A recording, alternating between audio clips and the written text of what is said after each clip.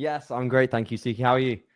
Yeah, I'm all good, man. I just thought my voice was going a little bit from a I'm lot not of talking surprised, since mate. You've been 10. at it all day. I know the original plan was split it over 2 days, but then everybody kept asking for the same day. So I was like, okay, well, I guess we're going to do it.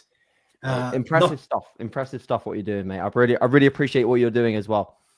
I appreciate it. Thank you. So, this up, guys. We've got AJ Morris talk about building a personal brand. AJ, have you got any presentation to talk about, use, or it's just going to be talking? Since it's a short chat, I'll get straight stuck into things. Perfect. No presentation, just a general chat, and then obviously, if anyone's got questions, either ask along the way, and I'll get back to them at the end. Yeah. Brilliant. So, guys, what I'm going to do is I'm going to drop out. Up to the first 20 minutes, AJ will be talking about building a personal brand. I'll then jump back in the last 10 minutes and we'll be taking any questions. So, any questions you guys have, no matter what you think, please drop them in the comments below. For 5 or 10 minutes, we will go through any of your questions. Also, guys, as we're doing it for every guest speaker, we're doing a giveaway for every episode. So, I'm going to drop the details in the comments. It's very easy. All you got to do is take a picture of the webinar, post on your story, tag AJ Morris, tag MBW, tag BTS TV, and Explosive Ape. I'm going to put the details in the comments, guys. Just follow his instructions. It's super easy. And then I'll be picking a winner at the end of this to win an Explosive Ape hamper. Okay, I'm going to jump out. I'm going to let AJ take the lead. I'm going to drop the details in the comments. And like I said, guys, any questions in regards to building a personal brand, direct them in the comments below. Over to you, AJ. All right, perfect. Thank you, Suki. So, first and foremost, let's get stuck into things because 20 minutes is a short time to go through any topic. But personal brand is something that obviously is very important to myself because I like to think of a personal, because a simple explanation of a personal brand is it is you. It is you. You are your personal brand. But what I like to think of with a personal brand is it is like the roots or the main aspect of a tree that can build into many different branches. So what are those branches? You know, those branches can be businesses. Those branches can be partnerships through sponsorships. Those branches can be paid advertisements, YouTube monetization. Loads of different things can come off your personal brand, but your personal brand is the roots. You know, it's the base, it's the foundation. Okay, so why do we need a personal brand? And I actually relate this a little bit back to when I was in motorsport and I just send emails. And I look back and I kind of cringe. I look back and I think I could have done that so much better because I was trying to gain sponsorship for my pursuit of motorsport. I was trying to get people to pay for my motorsport endeavors. I just send an email, just be like, I'm AJ, this is what I've achieved. Could you give me some money? And it didn't work. I didn't get many sponsorships because I had no level of investment. I had no level of what I like to now call know, like, and trust. And there's a reason why anyone now within any business can get the trust of their clients, their customers, sponsorships. And it is because they have a strong personal brand. So it's a huge advantage, whatever sector you're heading into. And there may be people in this live stream that are actually not necessarily directly involved in the fitness industry, but for you to grasp hold of something that is you're passionate about and monetize it, you building a personal brand will take you there. So even if you don't love something that's necessarily in the fitness industry, you might love something else, you can monetize that in some shape or form with a personal brand. So like I said, we build it because we want to like gain know, like, and trust. We want people to know us. We want people to ideally like us. Not everyone will like us, but some people will. And then we want people to trust us to build this personal brand and build these opportunities. Ultimately, it's also to gain exposure for any of the things that you're trying to monetize, sell, deliver to clients, deliver to customers in the future. So I'm going to go through a few steps that take you towards building, in my opinion, a very strong personal brand. So number one, and it sounds pretty straightforward, but it is, and that is start. A lot of people are so afraid to start, and you're not going to get anywhere unless you begin. And the problem nowadays is that I think the majority of people are a little bit afraid. And it's because, especially within the fitness industry, but I'm sure within many other industries, it is relatively saturated. So you see a lot of people vlogging, sharing Instagram content, and maybe some of you think, what's the point? You know, how can I separate myself from that person? And that kind of brings me nicely into, point number 2, which is be authentic, be genuine. And recently I've had to kind of look from the outside looking in of like my personal brand and my business. And I've realized that because I had been working so hard within my business, which has been for the last 3 to 4 years, very fruitful from a coaching standpoint, I have detached myself a little bit away from my own personal brand development. So that's why recently on YouTube, I did a video called My Story, which is bringing up to date everyone with like what I am about, the authentic and genuine version of myself, which is honestly how I grew to sort of be where I am now. Is I just started sharing my journey and my process, but I didn't try to like fit a mold or be someone else or try to be like, definitely not try to be like everyone else. So those little things about you that make you like quirky and an individual, like nail down those things. Be you. Show off your true personality. Obviously, there's maybe some things that you won't want to share out to the world straight away, but try and be as like genuine as authentic as you possibly can be with everything you share. And the example I like to give here is think of any top YouTubers that you really like. Think of any top YouTubers and what do they do really well? They're like being super, super honest with their audience. And so much so that like actually the way that top YouTubers share their life, being totally honest with the people that are watching here, it frightens me how much they share. It really does. But like that's how they grow these huge personal brands, is they share pretty much everything about their lives. To me, that's a bit frightening still, because like there's some things about my life that I think maybe I don't want to share that much in depth. And you can make your own decisions about what you do and don't share. But genuinely, the more authentic and the more genuine you can be, the better, because that's buy-in. That's buy-in. People will understand you as a person so much more when they just get to know you. So share as much as you can, be authentic. Okay. Number 3 is tell a story.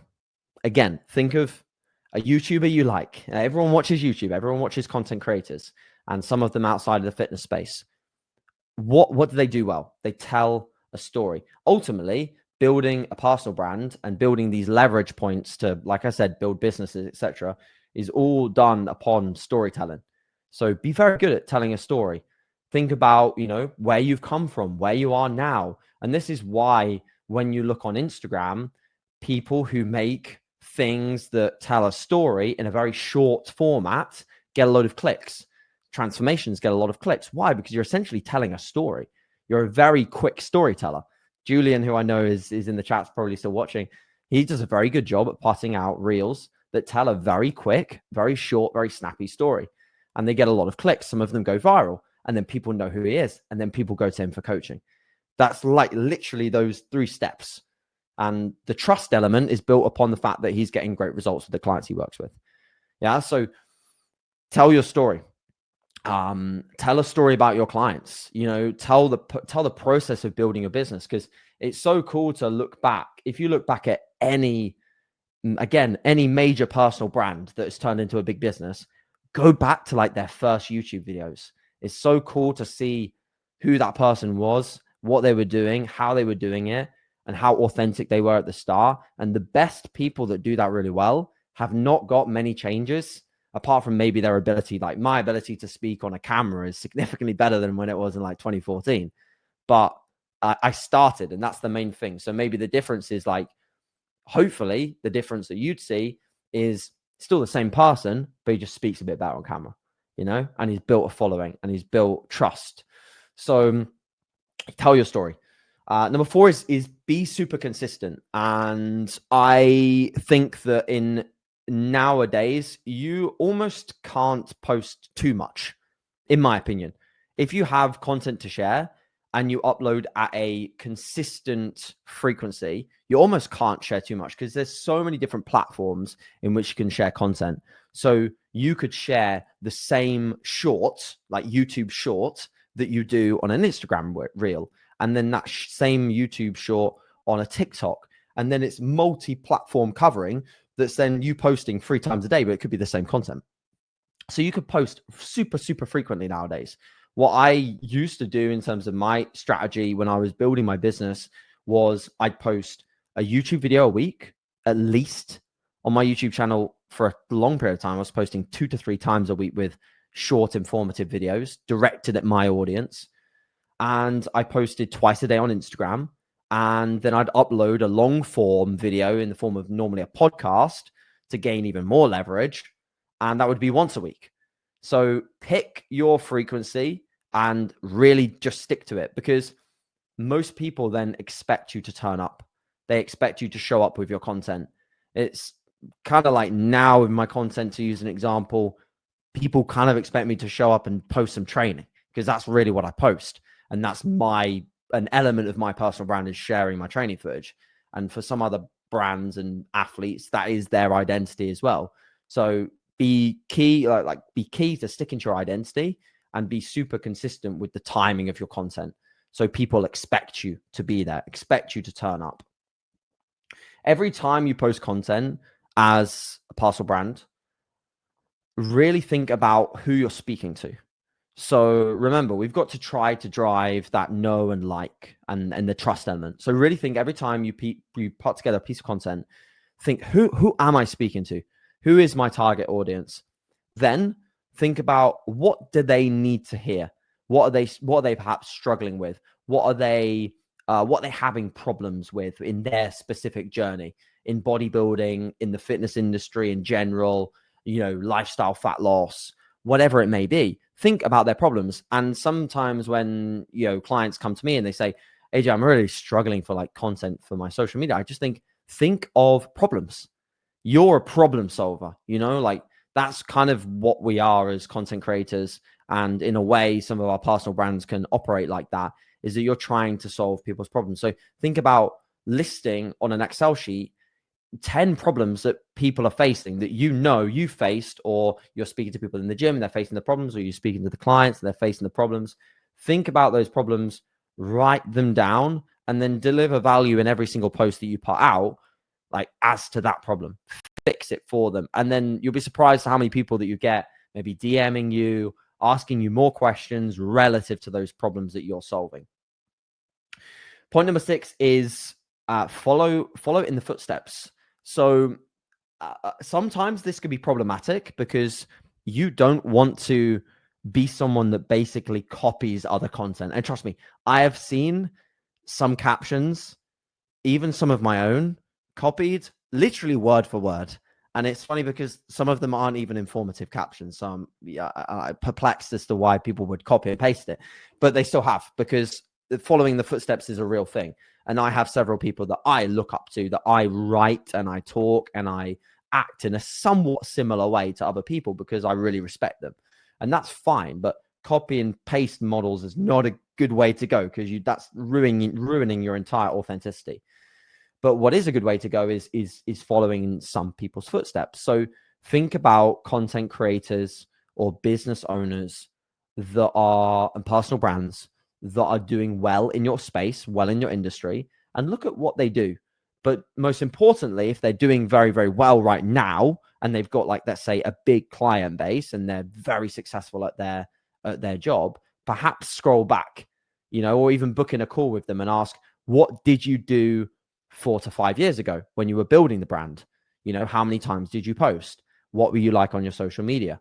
Again, I know myself, when I was building the brand, it was a case of being present every single day, showing my face on my story, doing Q&As every single rest day, showing up so that people knew I was there, and gave myself an opportunity to always speak, whether that was on a podcast long form and ask the right questions to people I was interviewing, gain leverage from that going out to another audience. Because every time you get a podcast guest on, you get access to their audience.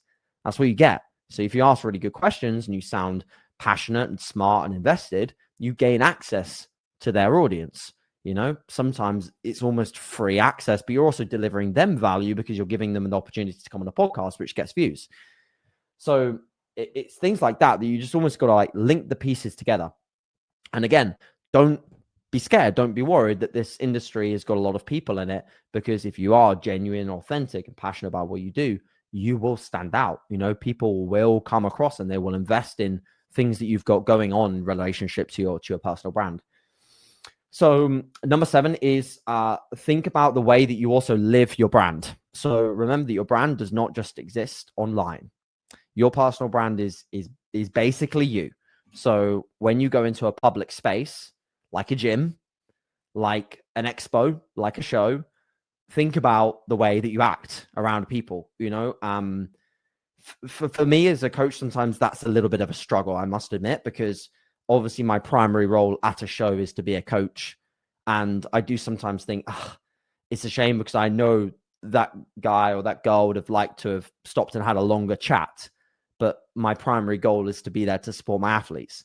So it's sometimes difficult in that kind of setting, but deliver your time and give people time and answer their questions.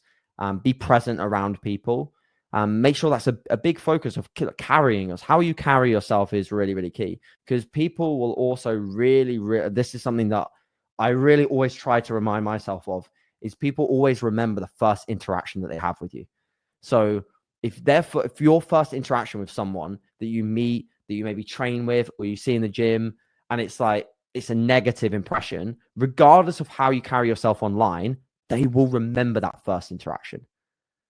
They will remember, he's the guy that was in like just a bad mood. He's the guy that didn't want to take a photo with me, or he's the guy that was just looking at his phone when he was chatting to me. You know, so remember that first interaction is so key. So personal brand is carried into real life space. Even if you meet someone in Sainsbury's, you know, like it's carried everywhere. So how you do everything is basically how you do everything. You know, you carry yourself in the right way. Final thing is think about your personal brand as also in some way a small degree of an exit strategy from other businesses that may revolve out of your personal brand. So what I mean by that is that if you build such a strong personal brand, you will build a community. And with that community, you will build several different people that support and almost idolize, in a way, you as a person, because you're your personal brand. Yeah. And that can carry on your personal brand whilst you might not operate within the same space.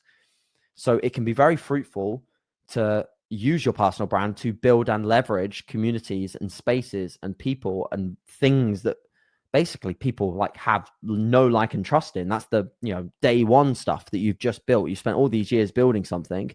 It can build up to something bigger, to a community, to a following that really trust and like what you do. And those people then can almost like act in your space, whether they're coaches that sit below you in a team of coaches, which a lot of different people do, whether it's a community space, membership sites, platforms on YouTube, you know, YouTube as well. And the way you can monetize that platform, you can build something that videos can get watched and monetize for a long time. So, you know, thinking about using your brand as a leverage tool to create almost things that last for a lot longer than we expect is a huge element of why we build personal brands, and something that we always have to think about. And that's also why you got to, as you get a bigger personal brand, and you notice this with a lot of really big personal brands, you've got to tread almost a little bit carefully as well, because you've got to think about every interaction you have, every piece of content you put out. You got to think like, how are people going to take that? And yes, of course, we do live in a little bit more of this cancel culture kind of setting, where if you do one thing wrong, everyone cancels you. So you don't want to tread like uber carefully, but you got to think mindfully about the decisions that you take, the brand that you're building, and the content you're putting out every time you do post on social or interact with someone in real life. So let's just kind of like wrap up a little bit of, those are like my key steps. I know that there's already one question in the chat, so I'll get back to that in 1 second. So let's kind of like wrap up a little bit of the tools you use to build your personal brand. So, on Instagram, posting frequently, remaining consistent with your posting strategy. Don't just post one thing all the time. Post a variety of different things. Always think about delivering value and trying to help your direct audience. YouTube, think about creating really authentic long form content. Speak to the camera, vlog what you do in a day-to-day basis. Even if you think it's quote unquote boring, a lot of people won't find it boring because they're coming there not for the excitement of your day and traveling to Dubai or traveling here or whatever. They're coming to listen to you and what you have to give. And even if you get 15 views on your first video, go for it. Keep going, and leverage that platform as much as you possibly can. Obviously, nowadays we have like back when I started social media, we didn't have so much like TikTok and stuff like that. It's a very different algorithm to all the other social platforms, and there's ways in which you can leverage viral content and get your name out there very fast.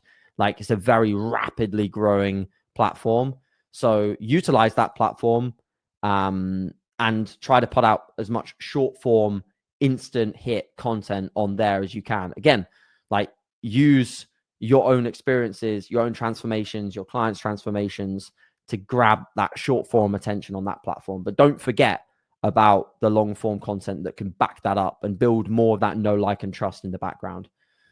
And yeah, like I said, also don't forget about where your target audience might be. I think, for example, I used to post a hell of a lot on Facebook. I know people will probably laugh now and think like Facebook's dead. But I did, I posted for a long time informative content on Facebook, and it used to get loads of reposts, loads of reshares. I think, Facebook now is generally an older demographic, but there is still a demographic out there that you can reach. I have a few clients that have their entire demographic on Twitter. Their entire client base was gained from Twitter. They have very little followers on Instagram, very little followers on YouTube, but they found their entire client base and built a very, very, very busy, successful online coaching business literally off Twitter. So find your platform that works and go for it. Okay, so I think we're into questions, right? Yeah, let's jump. So I've got some questions as well, but let's jump on the ones here. So first person, Venus, dropped a question earlier on. How can bodybuilders and competitors avoid alienating their core audience while still trying to appeal to a broader demographic? Yeah, for sure. I think honestly, you've just got to, I know it sounds a little bit upfront, but you've got to care less. Care less about like maybe alienating a few people with like the frequency of your content or the way that you speak and the person that you are. Like I said, be super authentic. And even if you feel like your authentic self is a little bit like out there or extroverted or in your face, like be that person, because the people that are like that, there will be hundreds and hundreds of thousands of people that will get you and that will like you and will like see eye to eye with the way that you post. So yeah. And then also like demographic wise, think about what you're using the platform for. So if you've got like, family, friends and members of like the people outside of the fitness space that are following you, perhaps think about separating your content into a private Instagram where you can post content that's more relative to like family, friends, or just like generic followers, and then have a more fitness focused page where you just slam it with the stuff that you feel like you might alienate other people with, if you get me. Got you. That makes perfect sense. Fred, thanks for the presentation, AJ. What are your personal systems for staying consistent with the content that you are satisfied with? And a follow-up question to that, how much time do you spend on content per day nowadays? To be fair, that was going to be a question I was going to ask as well, is basically how do you plan your content ahead of time? But this very much covers it. Yeah. So I think for my own page, my own page is very like auto-regulated now. Like I'll literally be posting most of the time. It will be my own training, which is so simple to share. I'll share a bit about my own process, where I'm at in the off season, where I'm at in prep, maybe deliver a little bit of like value within the post in the sense that like, okay, this is maybe some cues for these exercises, or this is my structure to this session and this is why. So I'll still try to like piece together little bits of value, but my main sort of Instagram content now is delivering like training footage, maybe a somewhat motivation with my lifts or something like that. You know, that's my main content strategy on Instagram. However, with all the MBW content, that is all, in terms of the preparation of it, that is all very much outsourced now, because I got to a point where I knew if I was going to go all in with MBW and building that as a brand, I could not handle the filming, editing, or any of that. Or even, like, I can only just about, manage to nail posting it up on the actual site, which is a couple of clips. It's very easy. And then also making sure that I schedule the reels for like the next week. So I'll get the reels through from my videographer and I'll nail all the captions in one go. And then I'll schedule them all out to be posted in like the next 7 to 10 days. So then I just don't have to worry about it. So I'm not like popping on Instagram, popping off Instagram. And I try to honestly really limit my time on the actual app and think more about, if I am producing content or I am wanting to put up some more informative stuff, put a strategy in place for like literally the next week as to what I'm thinking about posting. So I'm ahead of time. So I'm not having to like hop on it and look for ideas or anything like that. I'm just on and off most of the time when it comes to social media. Okay, nice. Appreciate it. And my question was, and guys, please fire up any questions while I'm asking this one. How important are brand core values when shaping decisions and actions? So core values, mission statement. And I guess a follow question from myself is, what are your core values for the MBW brand?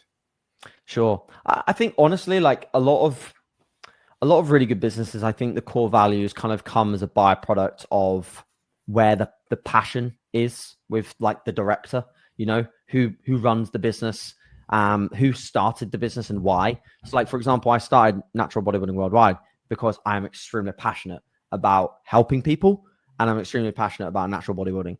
So I guess my core values and my vision with MBW is to have a global impact on natural bodybuilding in a positive fashion and leave a mark in the way people get to the stage, the way people manage their off seasons, the way people get into the sport, all of these like positive things. So I think, most brands will share that vision in terms of like, where did the origination of the passion for that business come from? And everything else will kind of explode from there, I guess. You touched on a point as well in regards to like, just start with the content. Yes, you may start with 15 views, but just be consistent. Sure. But of course, there's other platforms where some people get very quick success. Some other people, majority people, it takes time. With the content that maybe you're putting out on YouTube or other socials, how long did it take for you to start seeing a return where the being consistent started to pay off? Sorry, Suki, my camera's just died. I'm still here. Yeah. So yeah, I mean, for me, it took a huge amount of time on specifically YouTube to gain momentum, because if I look back at like my initial videos, I'm not surprised it took me time, mate. I sound like you'd have to play me on 2 times speed to get engaged in my content. I was so slow and so dull and so like, but don't worry about that. Like, this is things that you look back on, you'll be like, oh, God, I could have done so much better. And I think a lot of people now do a lot of an improved job straight away, because I didn't really watch that many YouTubers back then. But now, like, it's so easy to understand what people want, because a lot of the most engaging content now is short form. So you've got to think, like, when you're putting out stuff, unless you have a lot of really good stuff to talk about, the short form, quick and engaging content is going to be what's going to get people interested. So I think just in general, in whatever way you're putting out content, be really patient, be willing to, like, not hit the mark with the first few videos or first pieces of content that you do. Don't worry about how many people like them. Worry about the fact that even if 5 people like them, but you're having a positive impact on 5 people, that's soon going to leverage into 10, 15, 20, 30, etc., etc. And then it just balloons from there. So yeah, be willing to be patient, definitely. I think what we just talked about just links to this question here from Venus. He's asking, what's the best way to warm up your audience before dropping big content or announcements? Yeah, I mean, there's so many ways you can do this. I think generally building hype is a really, really good thing to do, because people get engaged in that storytelling aspect. Because, you know, like if let's say, for example, you're bringing on a new coach to your team, you've got a team of coaches and you're building more of a team, or I'm adding a new athlete to MBW, for example, like using a week to build some like content where they're like hidden in pictures and you hear their voice, but you don't see who they are, or you see a silhouette of them.